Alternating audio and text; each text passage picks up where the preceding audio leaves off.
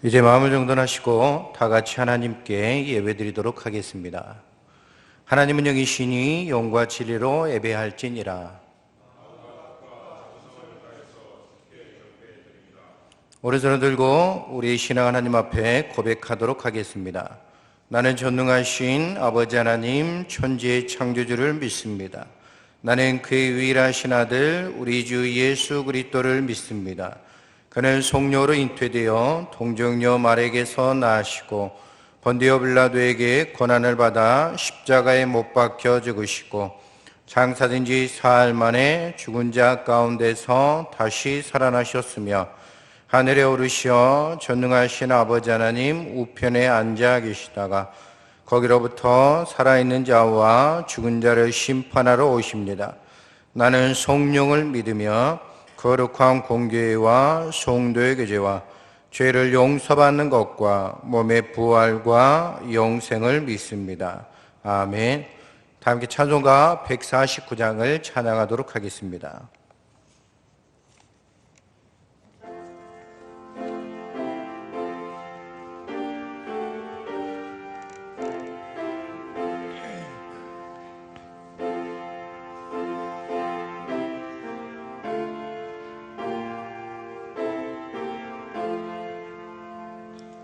주 달려 죽은 십자가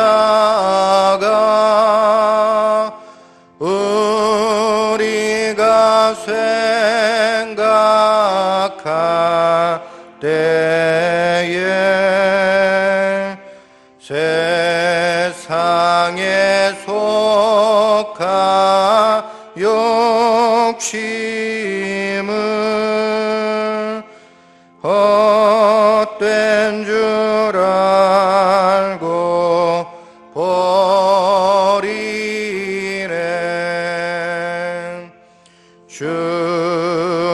죽으신 구주 밖에는 자랑을 말게 하소서.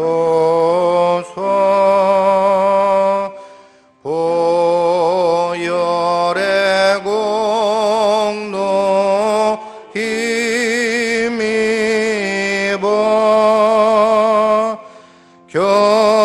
교만한 마음을 버리네.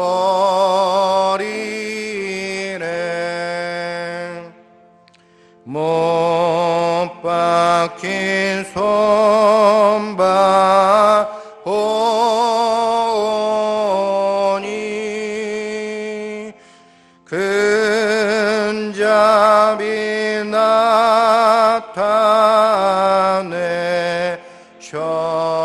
나타내셨네. 가시로 만든 면류관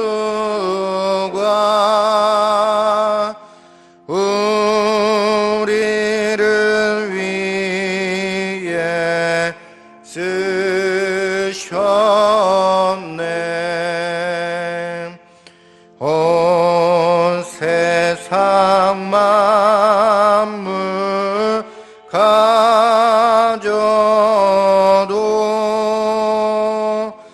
주 은혜 못 갚겠네. 놀라운 사랑 받은 나 몸으로 죄물 삼겠네. 아멘.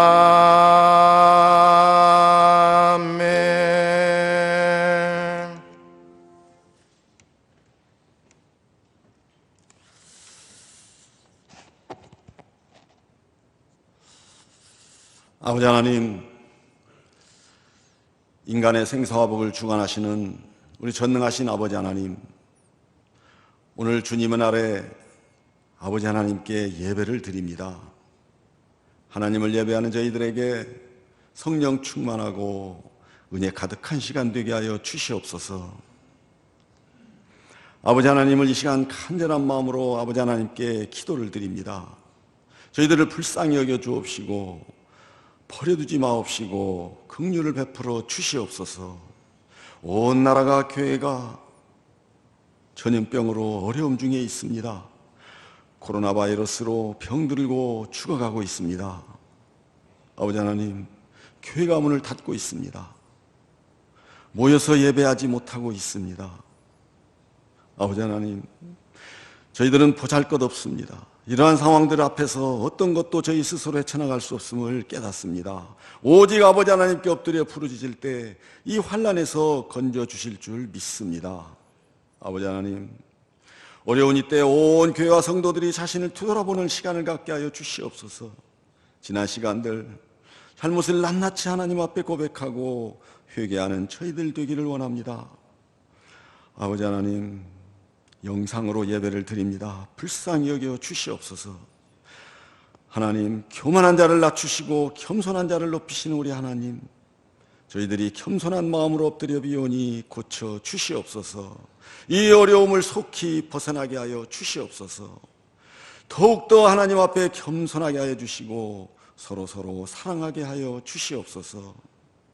이 세상의 일상 속에서도 그리스도인답게, 믿는 자답게, 구원받은 자답게 거룩하고 경건한 삶을 살게 하여 주시옵소서. 하나님, 저희들이 교회에 함께 모여서 예배하든 영상으로 가정에서 예배를 하든 아버지 하나님께 신령과 진정으로 예배드리는 저희들이 되기를 원합니다.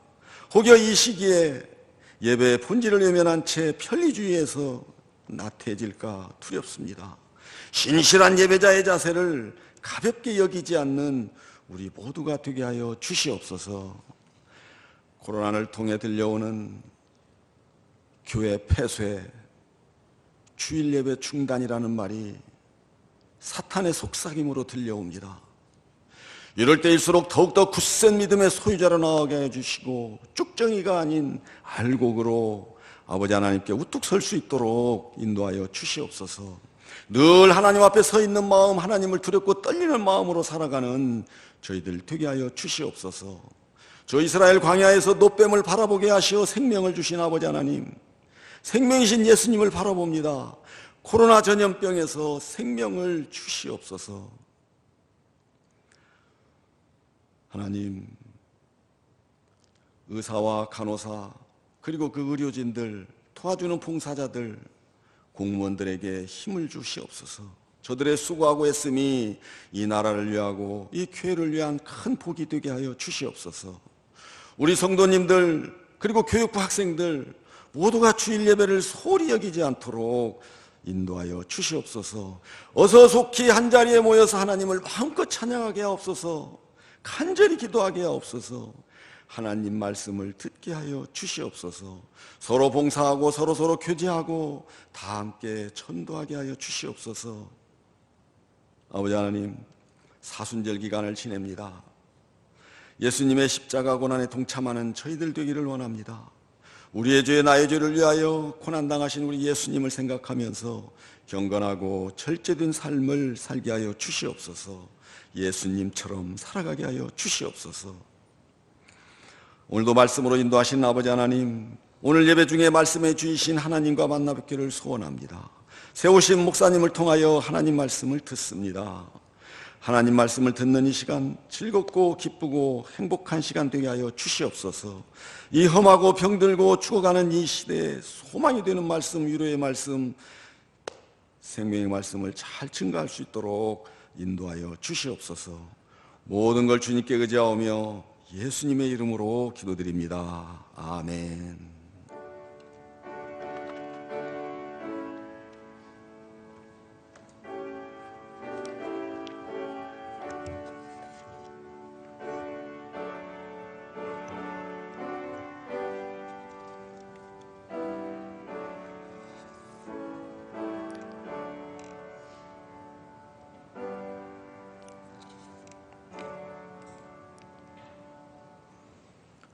오늘 우리에게 주시는 하나님의 말씀은 신약성경 고린도전서 2장 1절에서 5절까지의 말씀입니다. 고린도전서 2장 1절에서 5절 말씀을 제가 교독해 드리도록 하겠습니다.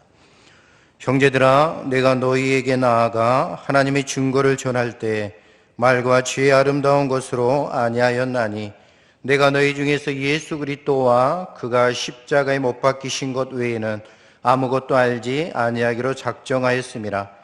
내가 너희 가운데 거할 때에 약하고 두려워하고 심히 떨었노라. 내 말과 내 전도함이 설득력 있는 지혜 말로 하지 아니하고 다만 성령의 나타나심과 능력으로 하여 너희 믿음이 사람의 지혜에 있지 아니하고 다만 하나님의 능력에 있게 하려 하였노라. 하나님께서 이 말씀을 통해 우리에게 은혜 주시기를 원합니다. 아멘. 다 함께 찬송가 151장을 찬양하면서 준비하신 예물 하나님께 올려드리도록 하겠습니다.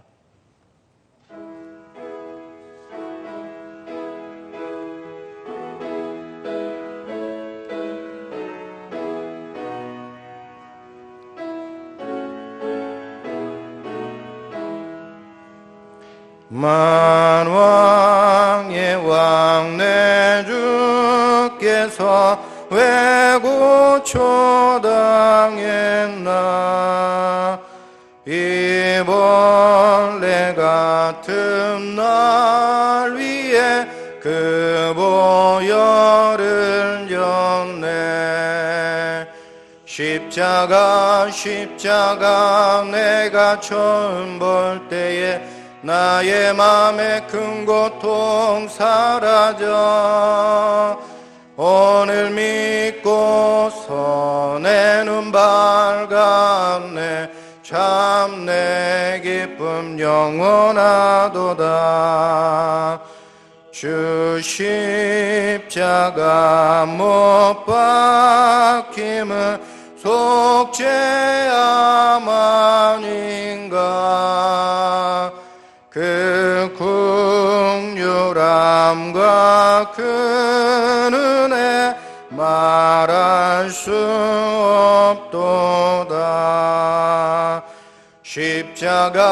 십자가 내가 처음 볼 때에 나의 맘에 큰 고통 사라져. 오늘 믿고서 모두 일어나서 찬양하겠습니다. 내 기쁨 영원하도다. 늘어도 그 큰 은혜 다 갚을 수 없네. 나 주님께 몸 바쳐서 주의 이름쓰리. 십자가 내가 처음 볼 때에 나의 맘에 큰 고통 사라져. 오늘 믿고서 내 눈 밝았네. 참 내 기쁨 영원하도다.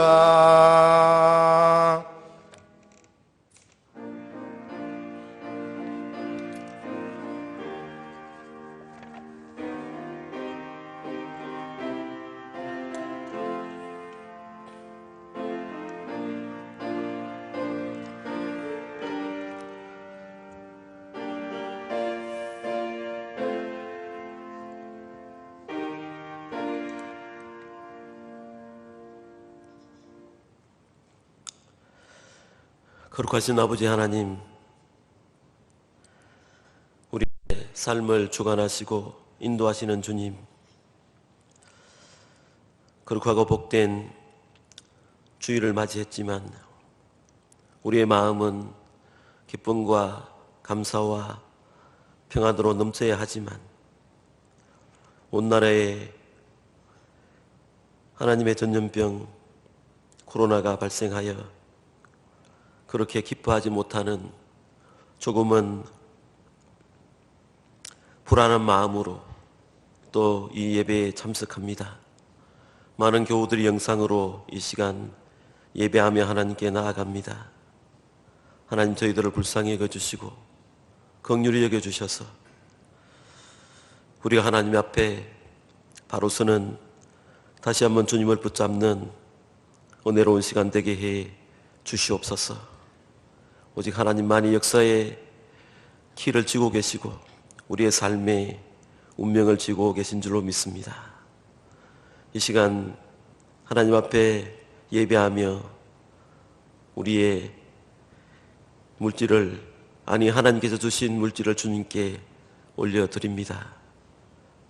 귀하게 받아주시고 하나님의 놀라운 사유원총을 베풀어 주시옵기를 간절히 원합니다. 오늘도 말씀을 통해서 하나님 음성 듣게 하시고 그 말씀이 흘러가는 말씀이 아니라 우리 마음속에 잘 박힌 못이 되게 하시고 성령께서 나에게 주시는 말씀으로 깨닫고 이 힘들고 어려운 때를 말씀과 믿음으로 이겨나갈 수 있도록 온 성도들에게 힘주시고 위로해 주시고 은혜 베풀어 주시옵소서. 온전한 11조를 주님께 드리며 성규의 예물을 드리며 감사의 예물을 드리며 여러 가지 제목으로 드린 예물 주님 기쁘게 받아주시고 오직 우리의 생명과 우리의 삶이 주님 앞에 있음을 고백하는 시간 되게 도와 주시옵소서.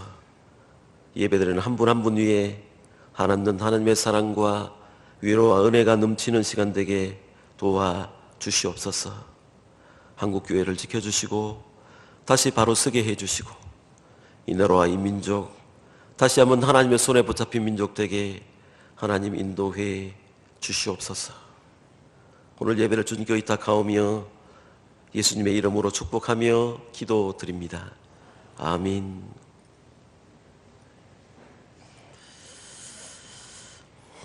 바울의 두 번째 결단이라는 제목으로 하나님의 음성을 들을 수 있기를 바랍니다. 영상으로 예배 드리시는 분 위에 하나님의 놀라운 은혜와 축복이 가득한 시간 될 수 있기를 바랍니다. 1차 세계대전을 소재로 한 소설 가운데 서부전선 이상 없다는 그런 유명한 소설이 있습니다. 독일의 에이리 마리아 레마르크라는 분이 쓴 소설인데 그 소설 속에 이런 말이 나옵니다. 한 사람의 죽음은 비극이지만 100만 명의 죽음은 통계 숫자에 불과하다. 현재 코로나19로 가 7천 명이 넘었습니다. 의심 환자가 16만 명에 가까웠습니다. 여전히 현재 진행형인 이 코로나가 비극에서 통계로 넘어갈까봐 몹시 우려되는 그런 상황입니다. 죽음이 하나의 통계로 전환이 되면 자신의 반려견의 죽음에는 그렇게 슬퍼하면서 통계 숫자의 변동에는 모두가 무감각해지게 된다는 것입니다. 역사적으로 역대 감염병 중에는 1347년 유럽 전체 인구를 3분의 1을 죽음에 이르게 한 흑사병이 있었습니다. 또한 세계 제1차 대전이 끝날 무렵인 1918년에 발병해서 2년 동안 전 세계적으로 발병해서 무려 5천만 명 이상의 생명을 앗아간 스페인 독감이 있었습니다. 특별히 스페인 이 독감은 1차 세계대전으로 사망한 사람이 보통 1,500만에서 20만 정도 그렇게 추산을 하고 있는데 20세기 최대의 재앙으로 꼽고 있는데, 그러니까 1차 세계대전에 죽은 숫자보다도 스페인 독감으로 죽은 사람이 더 많아요. 5천만 명이 되었으니까요. 당시 우리나라에도 740만 명이 감염이 되었는데 14만 명이 죽었다고 해요. 14만 명. 지금 코로나 바이러스가 발병해서 외국 학자들이 쓴 자료를 보니까 오늘 여러분 7천이 넘었으니까 2만 명까지 간대요. 확진자가 2만 명까지 나올 것이라고 벌써 몇 주 전에 외신을 통해서 본 기억이 있습니다. 인간은 예나 지금이나 우리의 눈으로 볼 수 없는 아주 작은 이 미생물의 이 공격에 대해서조차 이렇게 속수무책으로 그렇게 당할 수밖에 없는 아주 연약하고 나약한 존재들입니다. 그런데 이런 미시적 존재인 바이러스가 학자들에 따르면 160만 종이 된다고 해요. 160만 종. 그런데 우리 인간이 아는 것은 그 중에 1%도 안 된다는 거예요. 그러니 앞으로 인류는 이 바이러스의 일방적인 피해자로 남을 수밖에 없다고 그렇게 학자들은 말하고 있습니다.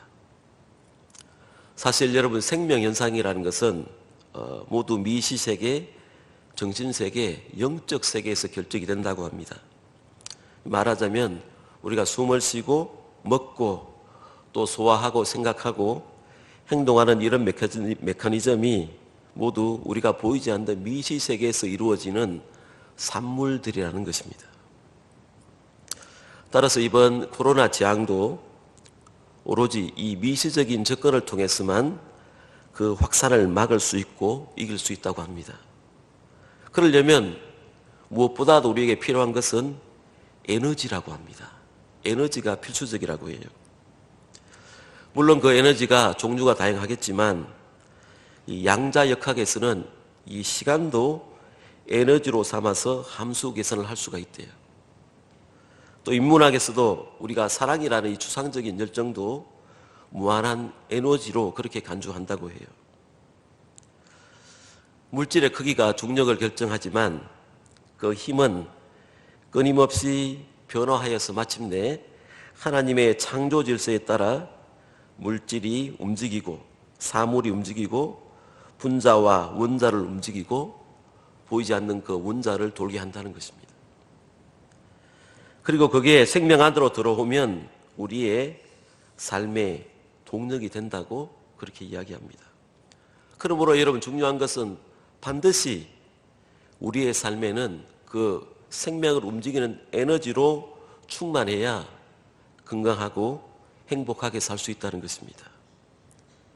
물질적인 에너지 또 거시적인 에너지도 풍부해야 되겠지만 더 중요한 것은 보이지 않는 정신적이고 영적인 에너지, 이 미시적인 에너지가 충만해야 된다고 말하고 있습니다. 눈에 보이지 않는 이 미시세계의 영적인 에너지가 보이는 거시세계의 모든 것, 우리의 삶과 신앙과 오늘의 행복을 좌우한다고 말을 합니다. 여러분, 감염병이라는 것은 아무리 우리가 개개인이 철저하게 위생관리를 한다고 해도 또 아무리 국가적으로 방역체계를 갖추고 철저히 한다고 해도 한계가 있게 마련입니다. 그러니까 반드시 영적인 세계, 영적인 에너지, 정신적인 에너지가 충만해야 이것을 막을 수 있다는 것입니다. 우리가 그리스도인으로서 이 각종 재앙이 다가올 때마다 열심히 기도해야 되겠지만 필히 성령으로부터 이 코로나 바이러스를 이길 수 있는 영적인 힘을 공급받아야 이길 수 있다는 것이 바로 그 이유에서입니다. 그런데 여러분, 이 코로나보다 더 무섭고 치명적인 것이 있는데 그것이 뭐냐 하면 우리의 영혼을 좀먹는 영적인 바이러스입니다. 신천지에 미혹된 수십만의 이 영혼들은 코로나 이전에 이미 영적인 이 바이러스에 못된 바이러스에 감염된 사람들이에요. 신천지인은 코로나보다 훨씬 더 무서운 인간의 영혼을 뿌리채 파멸하는 악성 이 감염병에 감염된 자들입니다.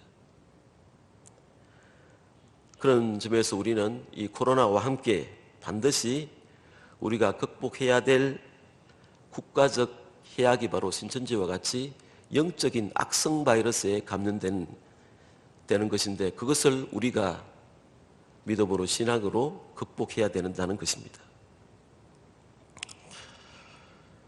코로나19와 전쟁을 벌이는 가운데 우리는 오늘 사순절 두 번째 주일을 맞이했습니다. 오늘 예배를 통해서 우리의 눈에 보이지 않지만 하나님께서 우리에게 주시는 영적인 힘, 성령의 능력을 다시 한번 충전하는 그런 시간 될 수 있기를 바랍니다. 여러분 혹시 하시는 일이 너무 힘들고 또 점점 내가 하는 일이 어렵게만 그렇게 생각되지 않으십니까? 만약에 그렇다면 그 이유가 있어요. 그 이유는 내가 하는 일의 목적과 의미를 잃어버렸기 때문입니다. 그것은 주위 환경, 세상이 잘못된 것도 아니고 사회의 잘못도 아니에요. 나 자신에게 잘못이 있다는 것을 빨리 깨닫는 게 중요해요. 여러분은 지금 무엇을 위해서 살아가고 있고 무엇을 위해서 일하고 있습니까? 오늘 성경 본문에서 바울은 아주 솔직하게 진지하게 자기 자신에 대해서 고백하는 모습을 볼 수가 있습니다. 3절을 한번 보십시오. 3절 같이 한번 읽어보겠습니다. 시작.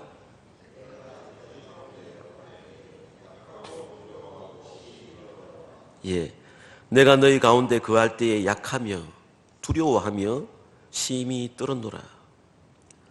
이것은 바울의 깊은 자기의 내적인 고백입니다.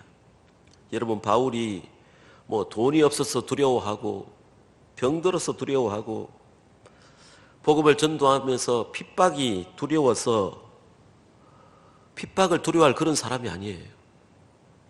그럼에도 불구하고 바울은 지금 두려워하고 심히 떨었던 때가 있다고 말씀해요. 그러니까 마음이 약해지고 약해져서 아주 두려움에 떨 수밖에 없는, 그럴 수밖에 없었던 때가 있다고 말합니다. 바울이 고린도에 전도하러 갔을 때에 바울은 다른 도시에처럼 그렇게 성령의 능력이 충만해서 그렇게 복음을 전하지를 못했어요. 왠지 모르게 마음이 약해지고 약해졌어요. 마음이 약해지고 약해져서 복음을 제대로 전도하지 못하고 그래도 먹고는 살아야 되니까 요즘 말로 하면 아르바이트를 했어요. 아르바이트를. 바울의 직업이 원래 천막 만드는 기술자였거든요. 그래서 천막 만드는 일을 하면서 이제 푼돈을 벌었습니다. 그 푼돈을 벌어서 그래도 이제 자기가 전도자니까 가만히 있을 수 없어서 한 사람 한 사람에게 전도하는, 개인 전도하는 그런 정도의 초라한 사람이 되어버리고 말았어요. 우리가 사도 바울하면 위대한 사도 아닙니까? 이방의 선지자 사도 바울인데, 위대한 사도인데 이제 한 사람 한 사람을 전도하는 그런 개인 전도인으로 전락한 순간이 바로 이 순간인데, 이때에 심히 두려워하고 떨었다는 거예요. 자, 그러면 한번 생각해 보세요. 왜 위대한 하나님의 사람 사도 바울이 무슨 이유로 이렇게 약해졌을까요? 학자들이 여러 가지로 연구를 했습니다. 바울의 육체에 연약함이 있었다. 육체적으로 약했다. 또 외모가 초라했다. 이런 바울의 초상화를 보면요, 그 화가들인 것을 보면 굉장히 얼굴이 머리도 다 벗겨지고 코도 매부리 크고 키도 작고 아주 볼품없는 그런 사람이에요. 외모가 초라했다. 이렇게 분석하는 분도 있고요. 또 말이 변변하지 못했다. 글은 잘 쓰시는데 말은 변변치 못했다라고 평가합니다. 근데 이것은 부분적인 이유는 될 수 있었지만 궁극적인 이유는 되지 못했어요. 바울의 고민은 그것보다 훨씬 더 깊은 곳에 있었습니다. 오늘 본문을 보면 우리가 감을 잡을 수가 있는데요. 오늘 본문에서 암시하는 대로 바울은 자기 의지, 자기 지혜, 자기 경험, 이것을 의지했어요. 자기가 가지고 있는 어떤 것을 의지하려고 했을 때에 약해질 수밖에 없었다고 고백해요. 바울의 깊은 고민, 그 궁극적인 이렇게 약해진 이유는 사도행전 17장에 보면 알 수가 있어요. 바울이 아덴으로 복음을 전하러 갔습니다. 아덴 하면 헬라의 수도이고 헬라 철학의 본산지예요. 바울은 원래 철학을 많이 공부한 사람이었습니다. 그래서 소크라테스, 아리스토텔레스, 플라톤 수많은 세계적인 학자들이 헬라 철학을 만들어낸 이곳에 와서 많은 사람들과 변론을 하다 보니까 바울이 공부한 옛날 실력이 나오게 된 거예요. 그래서 그들과 대화하면서 바울이 전도하면서 인간적인 자기 지혜, 자기의 재주를 부리게 되었어요. 내가 너희가 모르고 숨기는 하나님을 내가 너희에게 알게 하겠다. 여러분 아덴에 갔더니 수많은 우상들이 있는데 그 중에 알지 못하는 신에게라는 그 제단이 있었잖아요. 그 너희들이 알지 못하고 섬기는 그 하나님을 내가 너희에게 알게 하겠다 해놓고는 자기 지혜와 학문과 경험을 가지고 설교를 했어요. 그런데 아무도 들어주지 않았어요. 지극히 작은 몇 사람 빼고는 아무도 들어주지 않았어요. 바울이 여러분 이렇게 출발했기 때문에 아덴 선교에 실패하게 돼요. 바울이 여러분 가는 곳마다 교회를 세웠어요. 수없는 교회를 세웠는데 유독 이 아덴에서는요 선교가 실패해요. 교회를 하나도 세우지 못해요. 왜요? 재주 부리다가 실패한 거예요. 철학적으로 자기 공부한 걸로 설교하다가 실패한 거예요. 자기 지혜 믿고 선교하다가 실패한 거예요. 그래서 여러분 오늘 본문 1절에 보면 말과 지혜의 아름다운 것을 버렸다고 이야기해요. 여러분 여기서 말과 지혜라는 것은 말은 여러분 그 당시에 유행한 수사학이에요. 설교학, 웅변학 이런 것을 말하죠. 지혜는요 여러분 철학을 이야기해요. 그러니까 바울이 공부한 전공인 수사학과 철학을 이제 다 버렸다는 거예요. 그리고 한 가지 중요한 결단을 내립니다. 그게 오늘 본문 말씀의 핵심 2절이에요. 2절. 바울의 여러분 중요한 결단을 한번 보십시오. 2절 시작. 내가 너희 중에서 예수 그리스도와 그가 십자가에 못 박힌 것 외에는 아무것도 알지 아니하기로 작정하였습니다. 십자가만 알기로 작정했다고 그렇게 말씀해요. 그러면 십자가만을 알기로 작정했다는 것이 무슨 말입니까? 자기의 말과 지혜로 수소학과 철학을 의지했던 이것을 다 버렸다는 거예요. 그거 의지에다가 실패했으니까. 그거 의지하다가 아덴에서 교회를 못 세웠으니까. 자기 말과 철학과 자기의 지혜를 의지했다가 실패했으니까 이 고린도에 왔는데 여기서도 그럴까봐 심히 두려워하고 떨 수밖에 없는 그런 나약한 존재로 전락하고 말았다는 것이죠. 여러분 여기서 바울은 아주 깊은 회개와 함께 큰 변화가 일어나요. 새로운 신학적인 고민을 하게 되고 바울이 다시 한번 새 출발할 수 있는 계기가 바로 여기서 시작이 돼요. 그래서 오늘 본문에 나오는 이 나타나는 바울의 신앙에 있어서 두 번째 전환점이 되는 장면이 바로 여기입니다. 그래서 바울이 아덴에서 선교에 실패하고 고린도로 왔을 때에 내가 너희 가운데 있을 때 너무 두렵고 힘이 떨었다는 거예요. 이걸 진지하게 솔직하게 그렇게 고백하는 거예요. 정직하게. 자, 다시 한번 여러분에게 묻습니다. 왜 바울이 여러분 두려워했습니까? 왜? 십자가 외에 다른 것을 전하려고 했거든요. 십자가 외에. 십자가를 떠난 메시지를 전했거든요. 자기 가지고 있는 지혜, 철학 이걸로 전도하려고 했거든요. 그 실패했어요. 그래서 이제는 십자가만 알기로 결단하는 순간입니다. 바울이 여러분 새롭게 하나님 앞에서 재탄생하는 그런 순간이에요. 바울이 새롭게 십자가를 붙들기로 결단하는 이 순간을 학자들은 바울의 제2의 핵심, 바울의 두 번째 결단이라고 이렇게 말해요. 이런 바울은 권력이나 죽는 거 두려워하는 사람이 아니에요. 문제는 자기 자신이었어요. 바울은 자기 교만, 자기 지혜, 이 자기라는 문제가 끊임없이 자기를 괴롭히고 있었다는 것을 이렇게 고백하고 있는 것입니다. 여러분, 우리가 바울이 여러분 이 깊은 고백을 깨달아야 해요. 우리가 처음에 예수 믿는다고 했다가 내가 주님 안에 다 죽은 것 같았는데 없어진 줄 알았던 혈기가 다시 올라와요. 다 죽었던 것 같은 자기 교만이 다시 올라올 때가 있어요. 나만 생각하는 이기적인 이 자기 사랑이 다 죽은 것 같은데 어느새 이게 다시 올라와요. 내 속에 남아있었다는 거예요. 내 속에 여러분 자기 교만, 자기 사랑, 자기 경험, 이것이 남아있는 한 절대로 강할 수도 없고 지혜로울 수도 없다는 것을 바울이 깊이 깨달은 거예요. 그래서 바울이 여러분 고린도전서 15장 31절에서 이렇게 고백하지 않습니까? 나는 날마다 죽노라. 나는 날마다 죽노라. 자기를 여러분 죽여야 해요.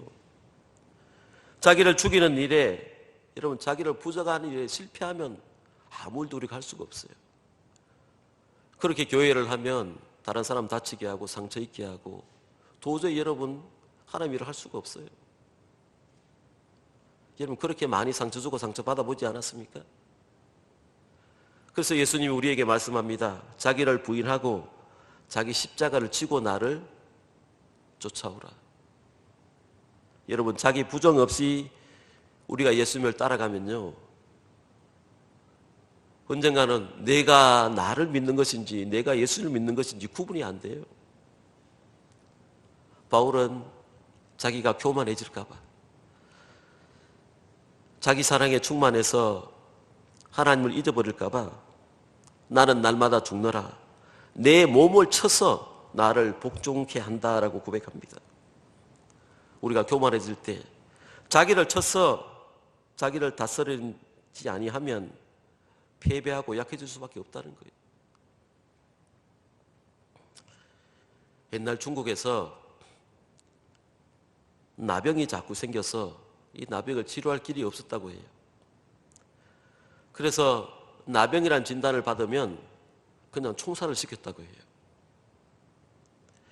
어느 서양 선교사가, 이분이 이제 의사인데 이제 환자 한 명을 진단하게 되었다고 해요. 보기만 해도 이분이 나병인지 아닌지를 쉽게 알아차릴 수가 있었습니다.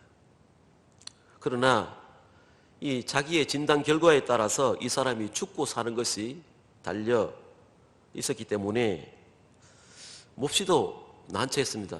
이 선교사, 의사인 선교사가 보기에 이분이 나병인데 말도 못하고 난처한 상황에 처해서 말을 안 하고 있으니까 환자가 이렇게 말했다고 합니다.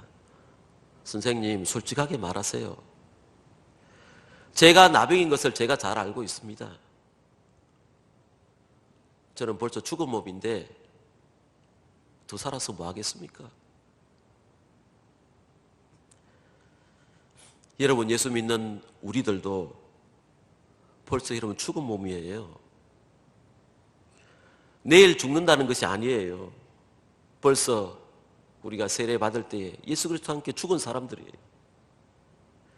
그래서 이제 예수 그리스도를 믿는 믿음과 그 은혜로 이제 덤으로 사는 거예요.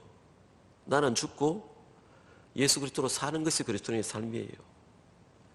복잡하게 여러분 생각할 필요 없어요. 복잡하게 생각하니까 우리의 신앙생활이 힘들고 어려워지는 것입니다. 여러분, 십자가는 단순한 얘기가 아니지 않습니까? 그냥 멀리서 십자가 바라보고 예수님이 달려 돌아가셨지, 그렇게 감상적으로 눈물 조금 흘리는 그런 게 아니지 않습니까? 바울의 고백처럼 내가 그리스도와 함께 십자가에 못 박혀 죽었다고 이렇게 고백을 하고 믿는 사람들이 저와 여러분들이에요. 나는 지금 십자가에 못 박혀 죽은 존재이다. 십자가를 여러분 목에 그냥 걸고 다니는 장식품이 아니라는 것입니다. 내가 주님과 함께 거기에 못 박혀 죽었다는 말씀이에요. 여러분, 십자가는 절대 장식품이 아니라 그리스도와 함께 죽어 우리는 장사 지낸 바 되었던 죽었다는 것을 상징하는 것이 여러분 십자가예요. 십자가가 교회 표지가 아니에요. 여러분 아직도 우리의 마음속에 뭔가가 남아 있습니까? 우리가 죽지 못해서 남아있는 자존심, 내 명예, 내 교만, 내 경험, 그게 남아있으면 항상 여러분 근심이 여러분을 떠날 일이 없어요. 항상 근심이 남아있고요. 그렇게 살다 보면 내가 나약해지고 나약해질 밖에 없는 존재가 되고 말아요. 바울처럼 고린도에 들어갔을 때 내가 어떻게 전도하지 선교하지? 심히 두려워하고 뜰 수밖에 없는 존재로 떨어진다는 거예요. 오늘 본문에서 바울은 두 번째 결단을 하고 있습니다. 첫 번째 결단은 내가 예수 그리스도를 구주로 믿는 결단이에요. 오늘 두 번째 결단은 본문의 말씀대로 십자가 외에는 다른 것을 아무것도 알지 않기로 작정하는 거예요. 오로지 십자가. 십자가만 알고 십자가만 높이고 십자가만 의지하고 십자가만 전하겠다는 바울의 강력한 결단입니다. 이게 제2의 핵심이에요. 그래서 고린도전서 1장 14절에 보면 십자가는 하나님의 능력이요 하나님의 지혜라고 말씀하잖아요. 그래서 바울은 십자가 외에는 알지 않기로 작정하고 십자가만 의지하기로 결단하는 거예요. 오늘 저와 여러분 우리에게 이 사순절에 이런 결단이 있기를 바랍니다. 여러분 우리는요 스스로 나 자신을 부인할 수 없는 존재예요. 십자가만이 여러분 내가 나를 이길 수 있는 유일한 방법이에요. 다른 길 외에는 없어요. 십자가를 바라볼 때 내가 나를 죽일 수 있고 내가 나를 이길 수가 있어요. 그 십자가는 구원의 능력이죠. 십자가 신앙으로 죄를 이기고 나를 이기고 사망을 이기고 여러분 세상을 이길 수가 있는 거예요. 십자가 외에는 안 돼요. 우리 그리스도인에게 영원한 승리가 있다면 그것은 십자가에 감추어진 신비로운 하나님의 능력이 그 여러분 십자가 속에 있어요. 바울은 여러분 오늘 이렇게 고백하는 깊은 죄의 있음을 하게 되는데 바울은 알고 있었어요. 오직 바울은 선교 현장에서 십자가만을 전할 때 구원의 역사가 나타났다는 것을 알고 있어요. 그래서 아덴에서 자기의 학문과 경험과 철학과 자기가 가지고 있는 것으로 전도하다가 실패했잖아요. 그래서 이제는 내 말과 지혜를 다 버렸다. 이렇게 고백하는 거예요. 자기의 전공인 수사학, 철학 다 버리고요. 오직 십자가만 알기로 결단했다는 거예요. 뿐만 아니라 4절과 5절에 보면 자기의 전도가 성령의 나타남과 능력으로 된다는 것을 성령의 능력으로 나타나기를 간절히 원하고 있어요.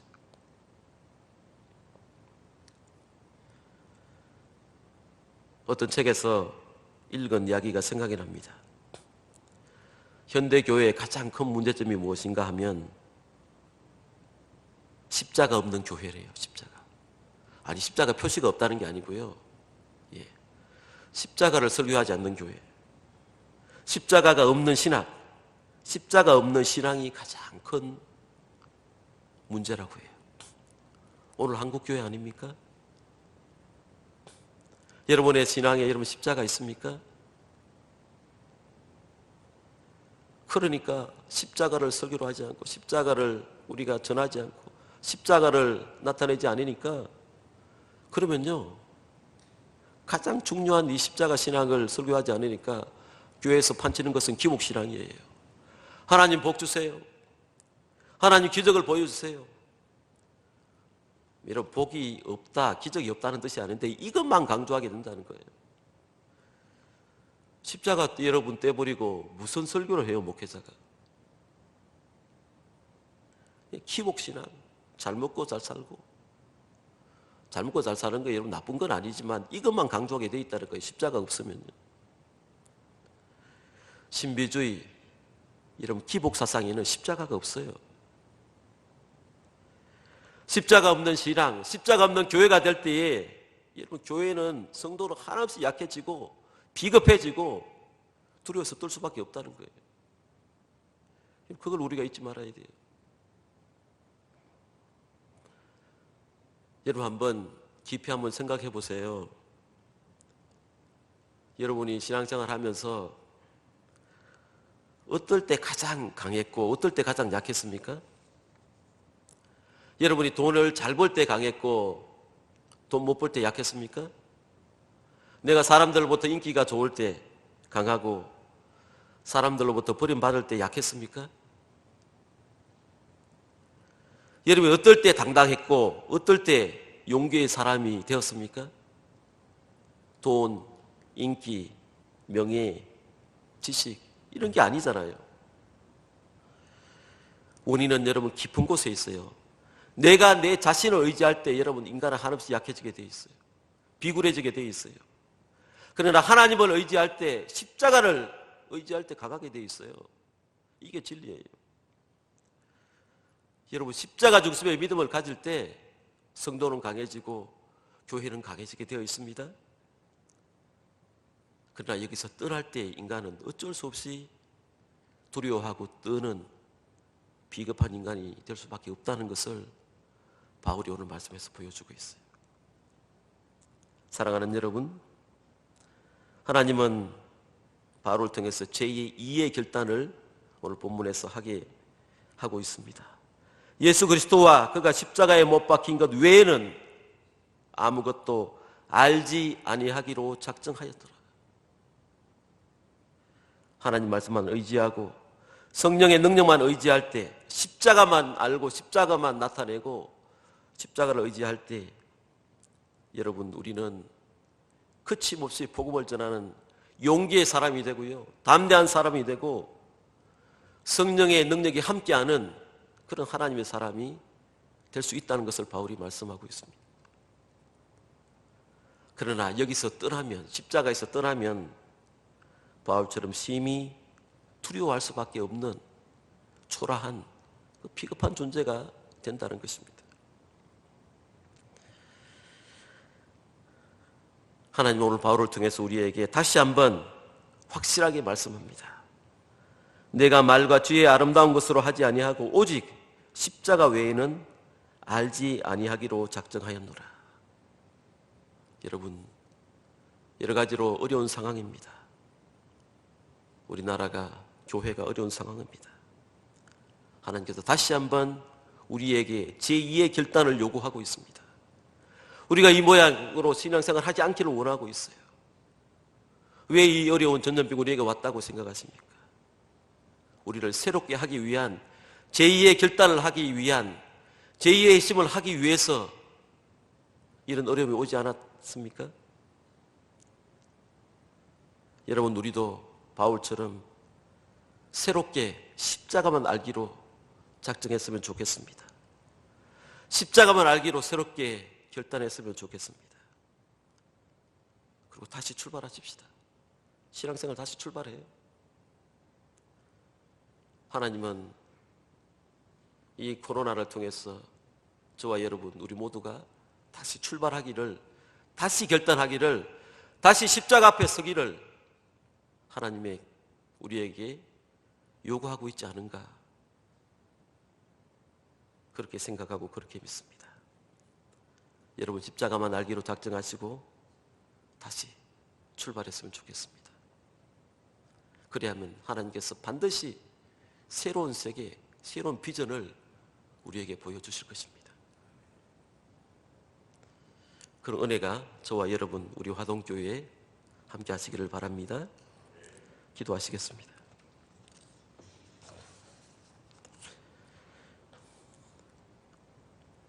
은혜로우신 하나님, 우리가 예수님을 믿으면서도 나약하고 비굴해질 때가 많았음을 고백합니다. 바울처럼 두렵고 떨릴 때가 많았음을 고백합니다. 모든 근심과 걱정과 두려움의 원인이 바로 우리 자신이 인간의 지혜와 능력을 의지하려고 하는 데 있음을 깨닫게 해 주시옵소서. 그리고 이 나약함에서 다시 한번 저희들을 구원해 주시옵소서. 우리도 바울처럼 제2의 결단을 내릴 수 있도록 하나님 은혜 베풀어 주시옵소서. 예수 그리스도와 그의 십자가에만 우리의 신앙의 초점을 맞출 수 있도록, 주여 예수 그리스도의 십자가만 알기로 작정할 수 있도록 하나님 은혜 베풀어 주시옵소서. 십자가 외에 다른 것, 인간적인 의, 인간적인 지혜 의지하지 않게 도와주시옵소서. 내가 그리스도와 함께 십자가에 못 박혔다, 그럼 바울의 고백이 우리의 고백이 되게 해 주시옵소서. 내가 그리스도와 함께 십자가에 죽을 때에 그리스도와 함께 부활의 능력에 참여할 수 있다는 것을 기억하게 하여 주시옵소서. 그리하여 주님의 십자가를 통한 부활의 능력을 체험하는 하나님의 사람들 다 되게 해 주시옵소서. 예수님의 이름으로 기도드립니다. 아멘. 이제는 우리 주 예수 그리스도의 십자가의 은혜와 하나님 아버지의 무한하신 사랑하심과 성령의 교통하심이, 내가 예수 그리스도와 그가 십자가에 못 박힌 것 외에는 아무것도 알지 아니하기로 작정한 바울처럼 오직 십자가만 알기로 결단하고 다시 주님을 바라보고 다시 십자가 안에서 새롭게 나를 발견하고 주님과 함께 새 출발하는 허등의 온 성도들 위해, 우리의 가정과 교회와 이 나라와 이 민족 위에, 저 북녘 땅 위에 이제로부터 영원토록 함께 하시기를 간절히 축원하옵나이다. 아멘.